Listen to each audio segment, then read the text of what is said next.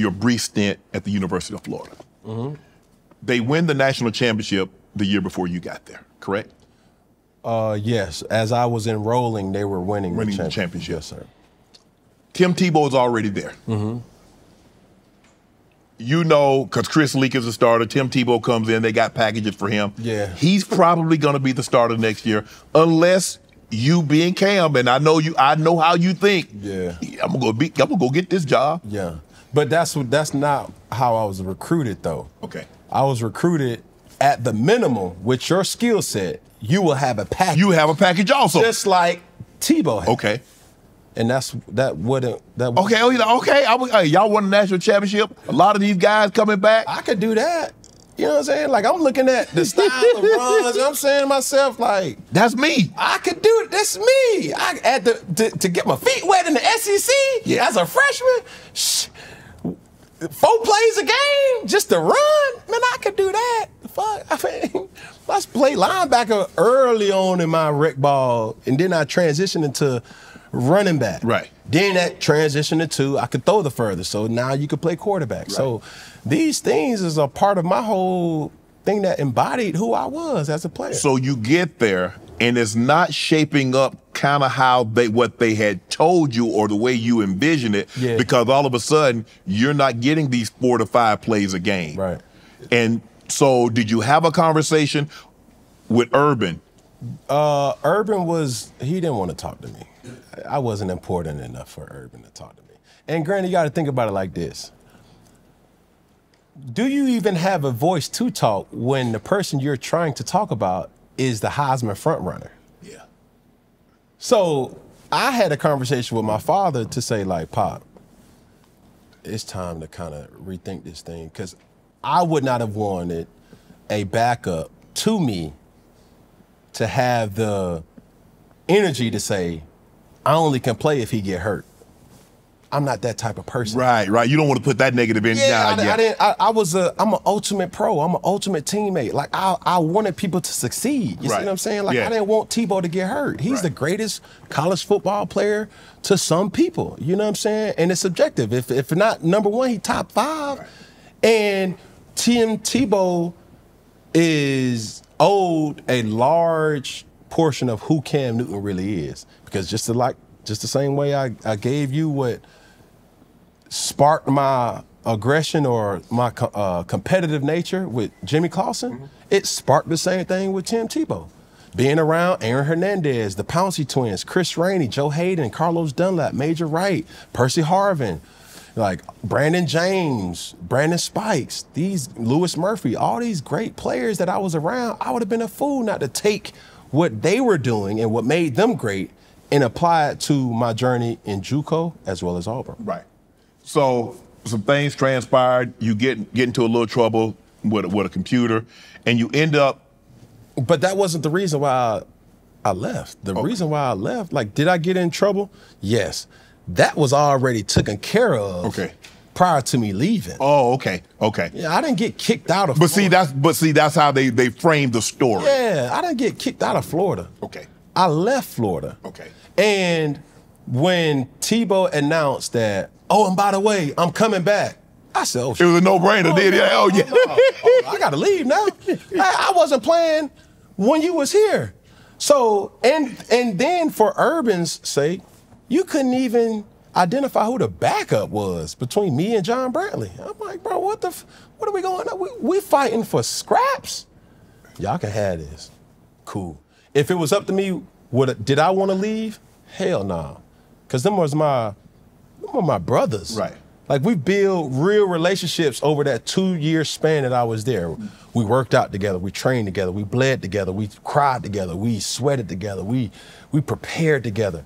And I'm seeing guys like Joe Hayden play early as a freshman. I said, damn, bro, I would love to have an opportunity to play. Marquise Pouncey playing early. Man, I would have loved to. Aaron Hernandez playing early. I would have loved to be out there. And those things when they're like, bro, like, we'll go back to the dorms and have these conversations like, bro, that shit was lit. Like, bro, like, you see all those people in there? I see them. I said, damn, I wish I saw them, but they wasn't cheering for me. You know, everything, all the reasons why I went to Florida was accomplished other than me playing. And that's why I had to leave. Right. And at that time, they didn't have a transfer portal. So I had to get it out the mud. Urban Meyer had to sign off to where I transferred to. Right. He gave certain restrictions. You cannot transfer to in-state school. So FAU, FIU, Florida State, Miami. I couldn't go to none of them. Right. And I couldn't go anywhere in the SEC. So I said, how do I clear all that so I can go anywhere? I got to go JUCO. I said, shit, I'm going JUCO. And on top of that, what really ticked me the fuck off was when my father had called Urban to ask for a championship ring. He didn't give me a championship ring. So that really was my driving force to becoming the player who I was. I said, don't worry about it. I'm going to go get my own. Got one at JUCO, got one at Auburn. You could make the case. Given the talent that you had at Auburn on the offensive side, Cam, you had the greatest offensive season for a quarterback in NCAA history. Now, I know Joe Burrow threw for 60 touchdowns and 5,000 yards, but he had Justin Jefferson, he had Jamar Chase, he had Clyde Edwards-Helaire, he had, I forget the guy's name. Moss, tight end. Moss at tight end. And he had, if I'm not mistaken, other wide receiver, the third wide receiver is in Carolina now. So what you had, look at what you didn't have and what you were able to accomplish. So basically, Jimmy Clausen lit a fire up under you, Tim Tebow lit a fire up under you, and Urban lit a fire up under you, not only by not playing you the 4 or 5 snaps that he said he would give you, but also when you asked for a championship ring for being on the team that you felt you were entitled to, like, nah, we good. Yeah. But that's what made that, what they call it. That's what created the monster. Right. And if I could paint it the way I wanted to paint it, while I was at Auburn, there was an opportunity for Auburn to play Florida in the SEC championship. That's what you wanted. That's what you wanted, Cam? No racial slur, but boy, they would have seen the baboon out that motherfucker. I would have showed my whole ass. Boy. That's what I wanted. I wanted to prove to them that they fucked up, they made a mistake. I knew that was my point to prove I was better than Tebow. That was my opportunity to prove that y'all fucked up. That was my opportunity to prove that this could have been y'all, but you played me. And there was times where I will be the first person to tell you while I was at the University of Florida, I was not the maturest person that I needed to be to lead that team. Right. And I would take responsibility for that. But who I grew to be, nobody was fucking with me. But by the time you came back, that was the mature Cam Newton. I needed alienation. In JUCO, I was in Brenham, Texas. And if I were to give you the amount of money that you got from Cat Williams to put up on the line and say, where is Brenham, Texas? You couldn't point it out. And everybody who was in Brenham on that team, they had some roots or ties to Texas. So there was many weekends, there was many times where the closest family member was thousands of miles away. Only thing I could do was work out. I cried. I mean, I was vulnerable. I was embarrassed. But that shaped the creation of who Cam was. People don't remember this. When I was at the University of Florida, they called me Cameron Newton. Yeah. When I went to Auburn, it was Cam Newton. So for me, that was the creation of Cam. 2 completely different people. I knew how to compartmentalize those different people. And I didn't let that situation use me, I used it. And when I look at my impact to football, I love to say people's favorite NFL player just started to get good in the NFL. I've been good at football, by the grace of God. I was good in high school, I was good in college, I was good in junior college, and I was good in the NFL. There's not a lot of players that can say that. And it took a measure of focus and discipline and also vulnerableness to understand, like, bro, like, you out here by yourself. So when I talk to my 7-on-7 kids, when I talk to kids around you know, the world. And I tell them, like, bro, I know what it's like to not have shit. And you so close to what you want.